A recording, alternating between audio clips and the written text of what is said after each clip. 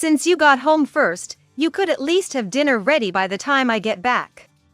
As soon as he got home, my husband raised his voice when he saw the empty table. "Sorry. I went shopping on my way home today, so I got a bit late preparing dinner. But, I'm just as tired as you are." "Ha! Don't compare your job to mine, sitting all day at a desk. You're a woman, so it's only natural you handle everything at home, even if you work, right?" My once kind and gentlemanly husband turned into an emotionally abusive man as soon as we got married. "Do you understand? Having a plain and unattractive wife like you around is just a nuisance to society. The least you could do is devote yourself to me, who was kind enough to marry you." Despite these words, there's only one reason I endure it. It's to protect my daughter Molly. My husband, wanting to control me, wouldn't hesitate to hurt Molly or use her to take away my parental rights if I resisted. On a particularly hard day. "Hey. My mistress is pregnant. It's a boy." Excited, he thrust a divorce paper in front of me. "If Molly had been a boy, I could have kept you around as just a CEO's wife. Too bad, you're no longer needed. Take Molly and leave." "What? You're giving up on Molly too?" "Don't talk like that. I'll give child support.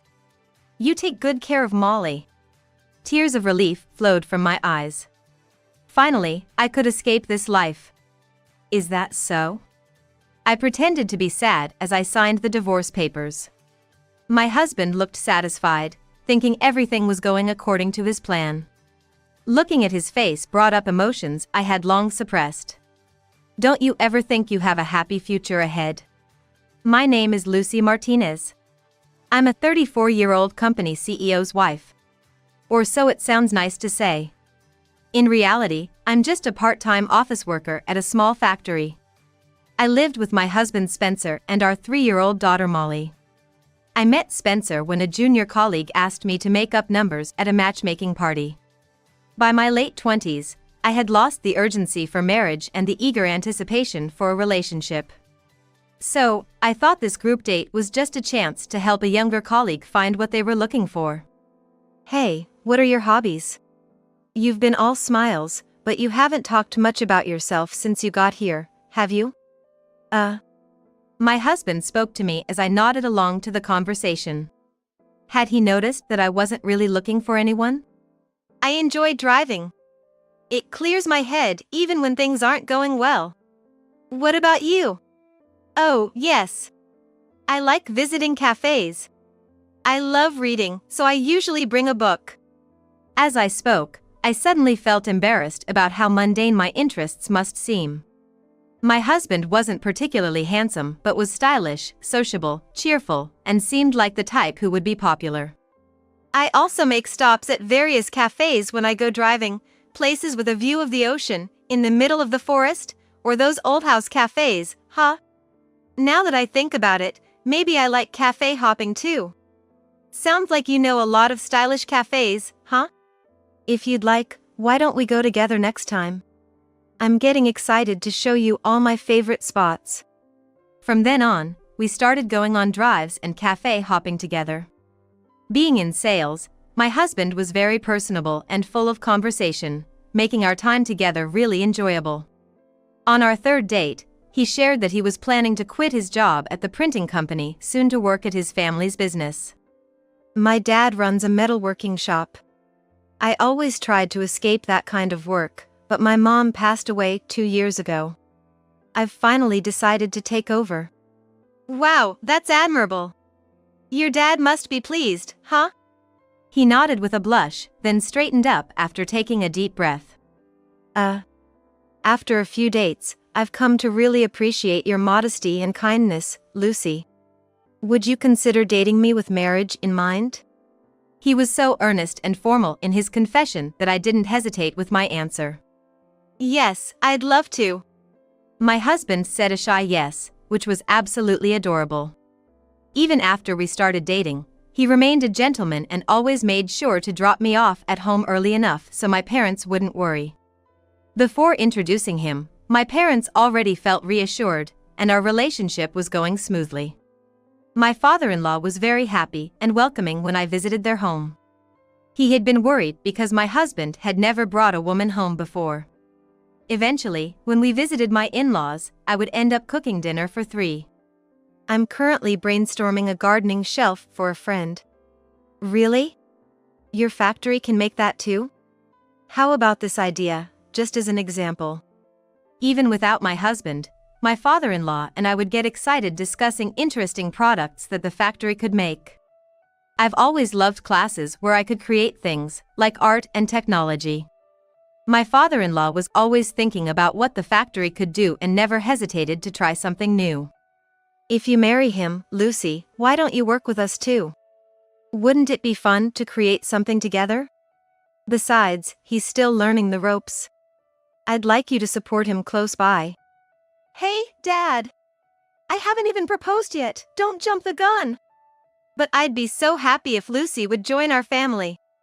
We rarely come across such a wonderful person. With his father's encouragement, we got married a year later.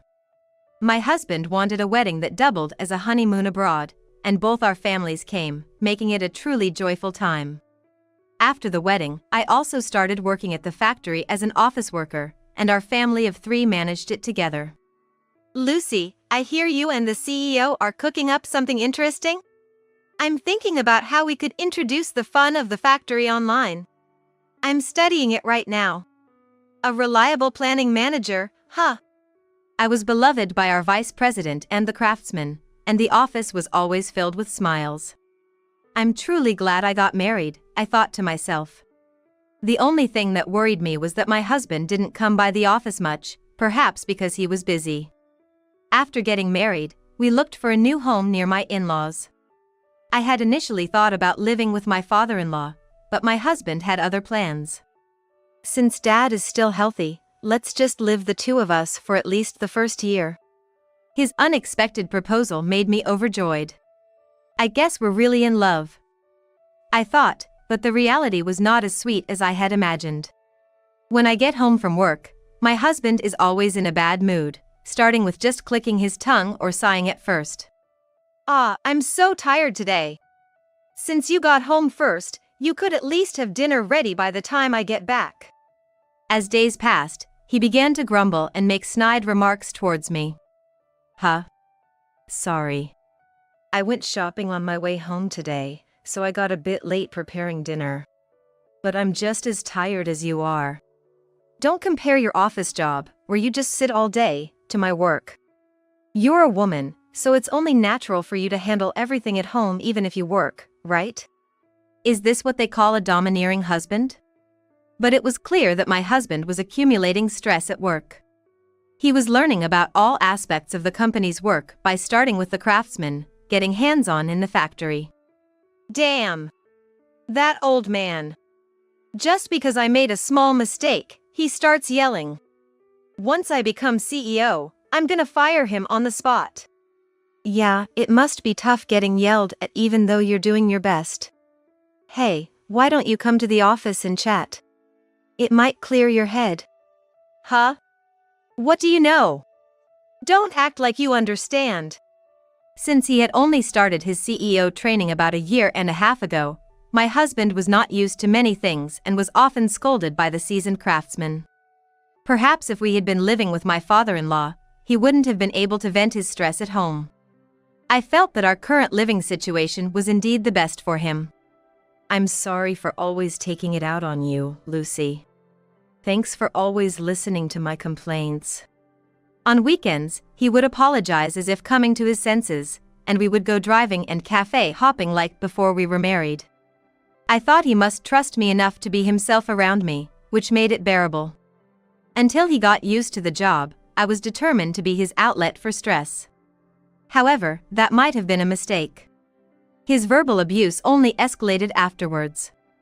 Nearly a year into our marriage, and just as he was finally getting the hang of his job, I found out I was pregnant. My father-in-law was thrilled and cried with joy. My husband was happy too, but his remarks about wanting a boy bothered me. I hope it's a boy. That would be the best way to honor your parents, and the company would be secure. Either is fine. Your father will be happy either way. I prayed that my husband's wish would come true, but the thought of having a girl made me anxious. Fortunately, I didn't have severe morning sickness, so I decided to work until just before giving birth. When I was about to enter my last month of pregnancy, my father-in-law said to me while we were alone in the office, "Thank you, Lucy, for marrying into our family. I need to say this now. Spencer may seem personable, but he struggles with forming deep relationships. I'm hoping you can continue to cover for his shortcomings." "Yes, of course. If you're at the heart of both the company and our home, I'm sure everything will be fine. Please take good care of Spencer and the business." As the birth of our new life approached, my father-in-law must have been thinking about generational change. I was happy to feel trusted by my father-in-law. His factory had already become an important part of my life too. A month later, our little girl was born a bit earlier than expected. "Thank you, Lucy. Thank you. Thank you for giving birth to such a beautiful granddaughter." My father-in-law rushed to the hospital after the birth and thanked me repeatedly. Seeing how thrilled he was with the birth of our child, I couldn't help but cry too. Seeing my father-in-law so moved, my husband did not complain about having a daughter, and I felt truly relieved from the bottom of my heart. But after our daughter was born, my husband started going out for drinks after work. Initially, he complained about the noise of the crying and how he couldn't relax at home, but when I returned to work 6 months after giving birth, his reasoning changed. "Seeing the same faces at home and at work just doesn't let me unwind." Gradually, he went out drinking more often and came home later. Sometimes, he went out without telling me, and if he came back to find no dinner for himself, he would belittle me. "You've got it easy, don't you? Just taking care of the kid and not even bothering about your husband's meal. If you had told me, I would have known. I thought you were eating out today. I'll get it ready right away, just wait a bit." Lately, my husband has shifted from complaining about work to airing grievances about me. Perhaps it's also because our child turned out to be a girl. "At work, you're just answering phones and still getting paid, it's shameless. Maybe if you were prettier, it could have helped bring in more clients, but you're below average. Hey! I am doing my job properly, so stop saying things like that. Do you get it? Having a plain and dull woman like you is just a nuisance to society. At least try to devote yourself to death for me, who was kind enough to marry you. Useless, can only give birth to a girl." What I thought was a dominant husband turned out to be just an emotionally abusive man. Perhaps he's displeased not only with my relationship with my father-in-law and the craftsman, but also with our vice president, Mr. Smith. My father-in-law introduces as Mr. Smith, my right-hand man. My father-in-law, being a hands-on person, had Mr. Smith handle all external interactions. "I wish I could have an easy job like him soon. I wouldn't need to learn this dirty work if I could just handle sales right now. I can't wait to be CEO." All I could do was sigh. Before we were married, my husband, a salesman, seemed impressive, but I never realized how little he respected sales work. Despite being the future CEO, does he really think he can manage without understanding his own company's operations? Still, I believed everything would be okay as long as my strict father-in-law was around, and I hoped my husband would change someday. The winter Molly turned 2. My father-in-law suddenly died of a heart attack. Just the day before, he had been out walking with Molly as usual. When my husband went to check on him because he hadn't shown up for work in the morning, he found him collapsed under the bed. We called an ambulance in a hurry, but it was too late, and he passed away at the hospital. "Why so soon?" The funeral was a blur for both my husband and me. At the funeral procession, I finally managed to cry, and Molly, stroking my forehead, comforted me with a there. Holding Molly, I cried again, at a loss for words on how to explain her beloved grandfather's passing. My father-in-law's death was a shock in many ways. Sometime after the funeral, and after my husband took over as the new CEO, he said something outrageous. "Hey, now that I'm CEO, I want you to quit the company." "Why?" "Why? Really, you're so clueless. Why should we pay someone who's of no use at the company? From now on, your job is the housework and childcare. Incredibly, my husband had fired me. Be grateful you got to marry me. You are, after all, still the CEO's wife. And don't worry about the office work, I've decided to hire a beauty to replace you. He said this with a smirk, and I was just dumbfounded. I had suspected that the new secretary was his mistress. I might be at my breaking point. For the first time, I seriously considered divorce. Ever since becoming the CEO's wife, our household finances had suffered. Previously, my husband contributed 60% and I 40% to our expenses, but even after I became a homemaker, this ratio remained unchanged. We can't live like this. If you want me to focus on the house, then you need to pay all the living expenses. If that's not possible, then let's just get a divorce. Huh? Who do you think you are? I decide if we get a divorce, not some incompetent like you. And I saw my husband's smirking mouth and had a bad feeling. If we get divorced, I'm taking custody of Molly. A fool like you couldn't possibly raise her, and there are plenty of women who could replace a mother. I thought he might actually do something so spiteful just to get at me. There was no way I could let Molly stay with a man who has yelled at her for crying since she was born and dismissed her with a wave of his hand when he was in a bad mood. I always worried he might harm her someday. Do you understand? Having a plain and dull woman like you around is a nuisance to society. You should devote yourself to death for me, who was kind enough to marry you. Furious, I restrained my shaking fist with my other hand and pleaded with my husband again. Then, please provide enough for living expenses. Molly is already 3, right? If needed, go out and work. That's if anyone would hire a useless person like you. Pleased with himself for belittling me, my husband burst out laughing. You guys are home more than I am, but I'm the one who contributes more. Be grateful. Biting my lip, I could only nod in silence. For Molly's sake, to stay by her side, I resolved to work and earn money. After my husband went to sleep, I decided to call my mother back home. I needed to sort out my jumbled feelings and wanted her to listen. Despite the late hour, my mother listened attentively, allowing me to finally fall asleep. The next day, my mother called me. Can you come over this Sunday? I have something to discuss. I didn't know what it was about, but staying at home was too painful, so I decided to take Molly and visit my parents for the weekend. My husband had sent an email saying he'd be staying with his mistress over the weekend, so it shouldn't be a problem. Ever since he had declared me redundant, he had stopped hiding his affair. He justified it by saying, "Don't complain, you're the CEO's wife, because of me." I had heard rumors from craftsmen that he was cheating with someone he met at a bar, but I never imagined he'd hire her as an office secretary. When Molly and I arrived at my parents' home, my brother Carl and my uncle Raymond were waiting in the living room. Welcome back. I heard you're looking for a job.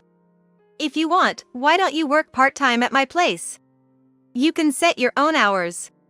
Really? Are you sure? Overwhelmed by his unexpected offer, tears filled my eyes. It had been a long time since I felt such kindness, and it warmed my heart. Raymond, my father's brother, runs his own company. His wife and he don't have children and have always doted on my brother and me since we were young. Even now as adults, my aunt and I are close enough to go shopping and lunch together. Did you know your husband's company is one of our clients? You might already know this, but things have seemed a bit risky there since your father-in-law passed away. I knew they were clients, but I hadn't mentioned it. I really don't know anything about the company since my father-in-law died. My brother Carl is currently learning the ropes to become the next CEO of my uncle's company. While there, I heard some shocking news. After my father-in-law passed, there's been a backlash against the new CEO's policies, leading to employees quitting. Additionally, new hires aren't sticking around, and it seems their ability to take orders has diminished. Lucy's marriage place and our long-standing relationship with her father-in-law compel us to want to support them, but if the quality drops, we may need to reconsider. That's concerning. I have a small favor to ask of the two of you. I asked if I could keep my employment at my uncle's company a secret from my husband. I planned to inform our business contact, but I also asked my uncle to ensure it remained confidential. I didn't want my husband mocking me for getting a job through connections or using my uncle. Most importantly, I wanted to keep this as an ace up my sleeve for when the time was right. Once I started working at my uncle's company, my husband eventually stopped contributing financially to the household. I told you to take care of the house, right? Now that you've started working, you can handle the household expenses too. Seemingly amused by my despair, my husband smirked. He split his time between our home and his mistress's place, undoubtedly spending money there. Don't worry, I'll at least pay the rent. Feeling my blood boil, yet unable to retort. All I could do was prepare for a divorce by documenting his words and actions in a diary. I also followed him after work to gather photographic evidence of him with his mistress. Nearly a year into my job at my uncle's company, a turning point arrived. As I was preparing dinner, I heard loud footsteps at the entrance. Hey! My mistress is pregnant. It's a boy. Excitedly, my husband thrust a divorce paper in front of me. My husband had always wanted a son to be his successor. Still, I was shocked to learn that he had gone as far as to get his mistress pregnant. I could have kept you as just a CEO's wife if Molly had been a boy. Unfortunately, you're no longer needed. Take Molly and leave. What? You're giving up on Molly too? Don't talk like that. I'll give child support. You take care of Molly. Relief brought tears to my eyes. I could finally escape this life. Is that so? I pretended to be sad as I signed the divorce papers. My husband seemed pleased, thinking everything was going as he planned. Watching his face, suppressed emotions began to surface within me. Don't ever think you have a happy future ahead. We agreed to discuss alimony later, and I took the signed divorce papers. I immediately contacted my parents, and the next day, I left the house with Molly. 10 days later, we met to discuss alimony and child support. My husband arrived at the meeting with his mistress. I'm sorry, I couldn't make your daughter happy. As compensation for the affair, we will pay an appropriate settlement. Being personable, my husband apologized to me and my parents, readily agreeing to pay alimony and child support. This is Rita, my fiancée, currently 15 weeks pregnant. We run a business, and I really wanted a son. I'm really sorry, ma'am. It's my fault for getting pregnant with a boy, leading to you being pushed out. I was utterly disgusted by the smirking face of my husband and the triumphant expression on Rita's face. Rita, a sultry beauty of 25, had a calculating look about her. Why do people enjoy looking down on others so much? So, you're going to pay $800 monthly for child support, and a one-time payment of $100,000 for alimony? Yes. I want to remarry and start a new life quickly. I'd like to have the divorce notarized before that, if that's okay? It seemed like my husband wanted to limit things for Molly, perhaps because of the child Rita was carrying. But that was actually convenient for me. I didn't want to be depended on by Molly in the future. Understood. I'll submit the divorce papers after the notarization. The negotiation went smoother than I expected, and I couldn't stop laughing. Now I feel completely relieved. What are you going to do now? Heh. Don't think this is over. I'm going to make that man's life a living hell from now on. We finalized the notarization. After confirming the transfer of the alimony from my husband, I promptly filed for divorce. My husband was in a hurry to remarry. It hadn't even taken 2 months. On the day the alimony was transferred, I called my ex-husband. I've confirmed the deposit of the alimony. Thanks. It's going to be tough, but good luck. Well, you're competent, unlike me, so you'll be fine. What are you talking about? His voice filled with confusion at my sarcastic tone. Isn't your company losing employees? I heard the craftsmen are quitting, and the newcomers aren't sticking around. Sales are dropping, aren't they? Did you hear that from Mr. Smith? His voice turned low and intimidating. But now that I had filed the divorce papers, I no longer had to flinch at his voice. No. The place I work part-time is one of your major clients. What? So what? Whatever you say as a part-timer doesn't matter. You're so stupid. That's why I always said you were incompetent. Haven't you understood yet? My ex-husband laughed derisively, hurling insults like idiots are hopeless and keep jokes to your face only. So, I waited for his laughter to subside before dropping the bomb. Actually, I'm working at my uncle's company. What? My ex-husband fell silent. His mind must be spinning at breakneck speed, or perhaps it's completely stopped. Up until now, they kept the work with your company because I was your wife. But now that we're divorced, there's no obligation to keep that up. It's going to be tough, but you'll need to find new clients now. After my father-in-law passed, my ex-husband had taken an arrogant approach with the clients, leading to reduced business. However, he was still managing because he had jobs from my uncle's company, a major client. Wait. Uncle? Isn't that supposed to be run by a female CEO? Even over the phone, I could sense his panic, which was quite entertaining. Yes. The company was taken over by the wife from the previous generation. My uncle is the executive vice president and her right hand. They're my ideal image of a married couple. You're lying, right? You never said anything about that.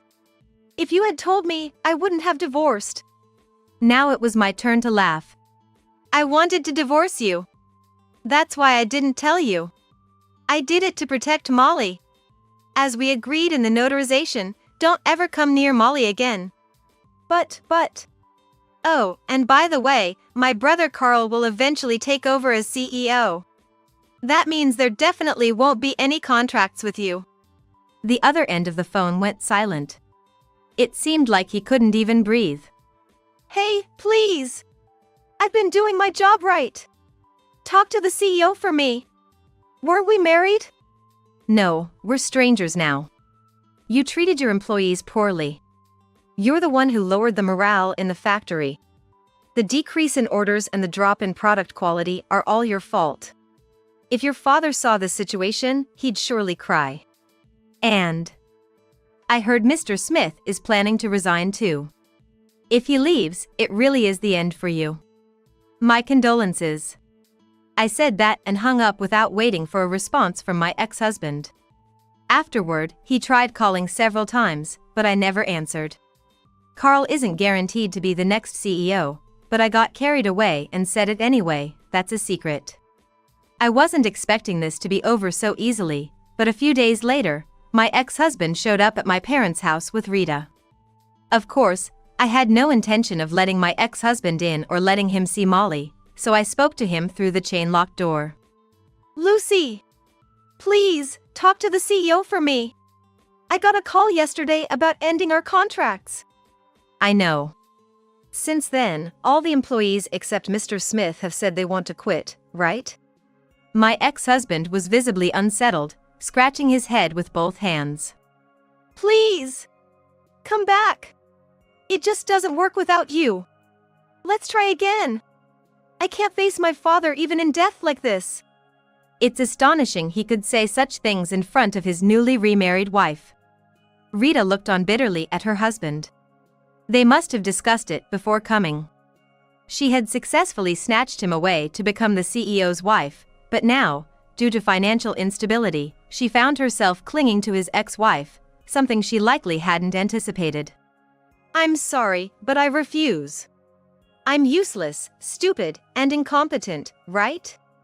Besides, I don't want anything to do with an abusive jerk like you. I added another jab while he was still reeling. And haven't you forgotten? We agreed in the notarized document. You said it, right? After the divorce, we should never contact each other again. What was the penalty again?